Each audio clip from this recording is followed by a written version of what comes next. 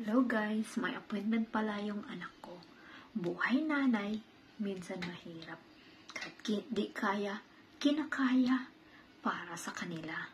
May appointment pala si Kuya Lance sa Health Center Well Baby Clinic.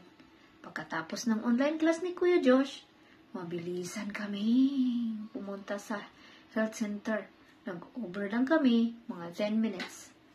Nandiyan na kami sa health center kasi 1 o'clock yung appointment.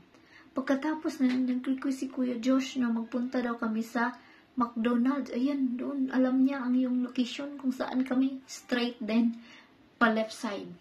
Pagkatapos kung pinalaro ko sila doon sa McDonald's.